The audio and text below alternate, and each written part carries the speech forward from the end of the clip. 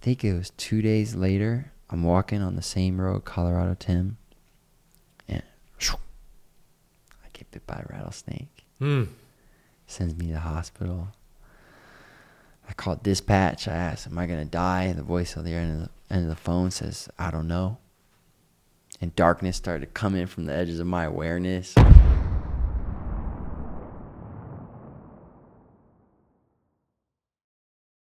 Yeah, I mean, at least for me, I know that it's been a conscious choice that I want to surround myself with as much positivity as possible. And I think that's maybe a little hypocritical because I do a lot of stuff about conspiracies, anti-establishment, like, you know, the government hates you and they're screwing you. I do a lot of that. And part of me is like, man, maybe I'm normalizing the idea that that's okay.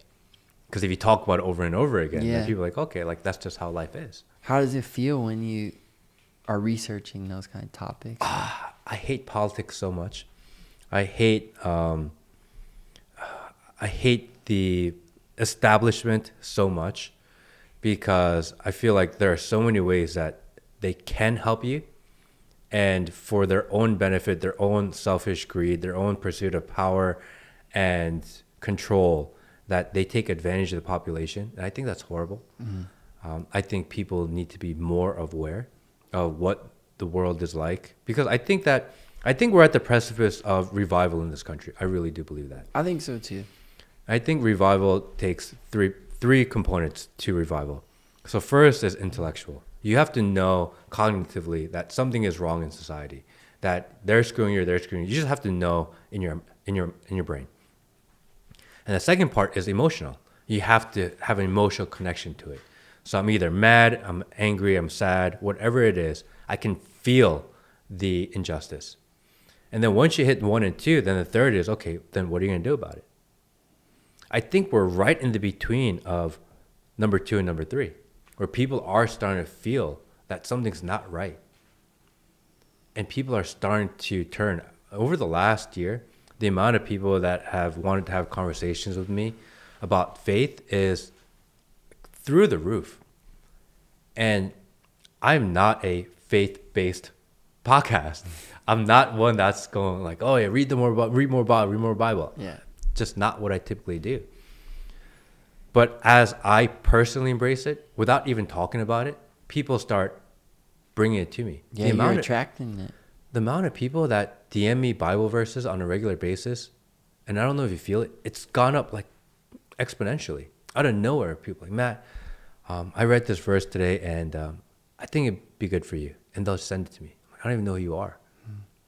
And at first, I was like, this is weird. Afterward, like, that's amazing. And sometimes they hit. Sometimes it's right what you need to hear, right? It's exactly what I hear at the moment I need to hear it. Yeah.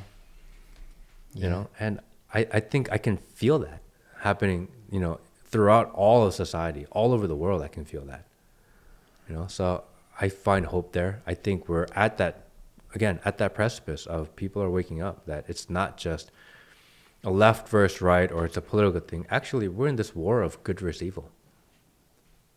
And I think more people are going, no, I kind of want to be on the side of good.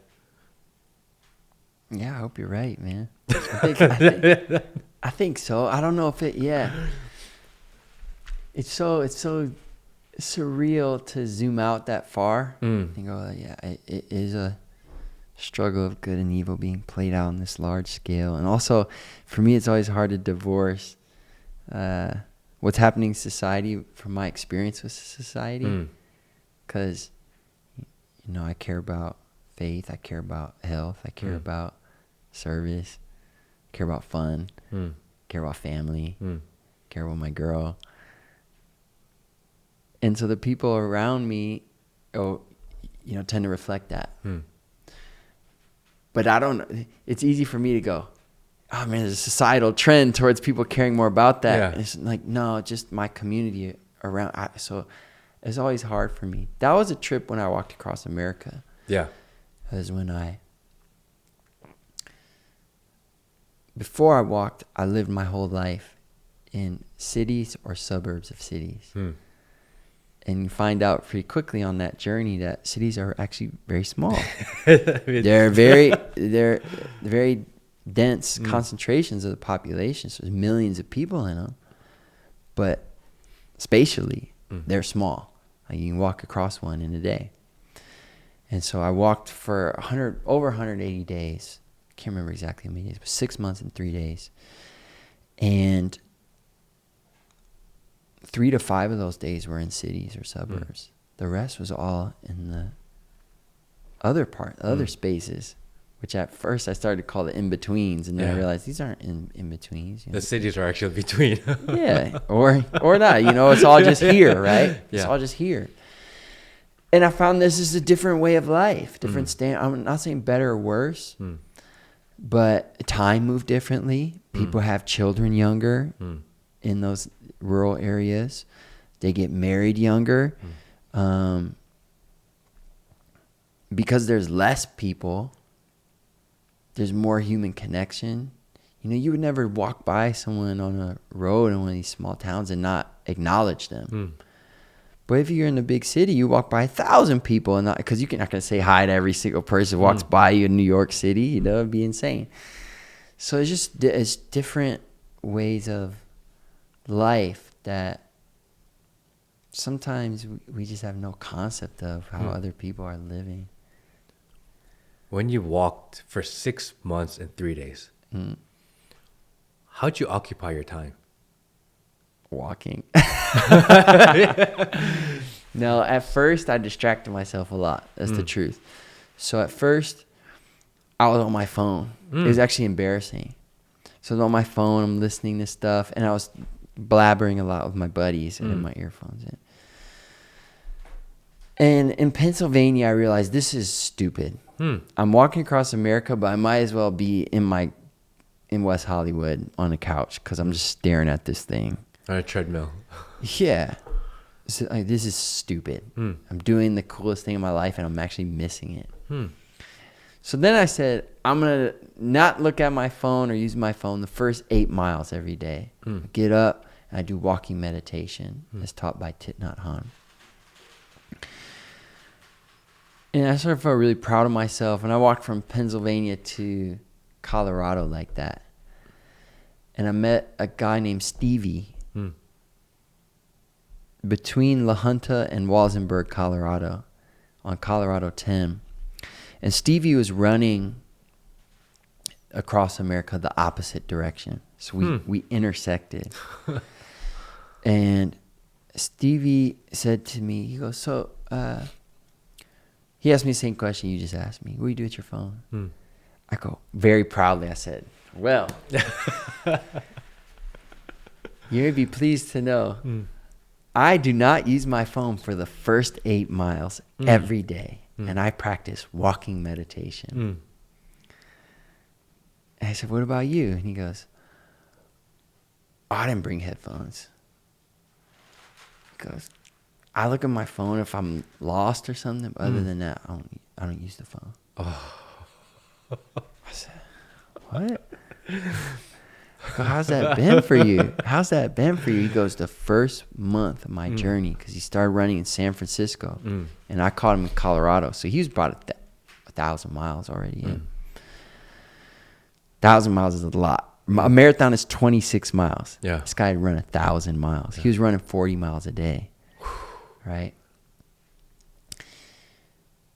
He said the first month was the hardest month of my life because the voice in my head was just driving me nuts.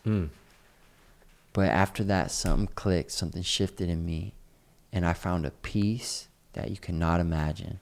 I'm doing the hardest thing in my life, but the inside me is calm, it's still, it's peaceful, and I've never felt that before in my life.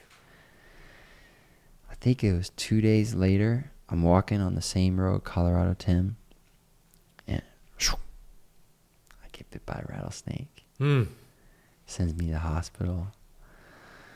I called dispatch. I asked, am I going to die? The voice on the end of the phone says, I don't know. And darkness started to come in from the edges of my awareness. I'm like fading out. I ended up in the ICU 3 days, in the hospital 5 days.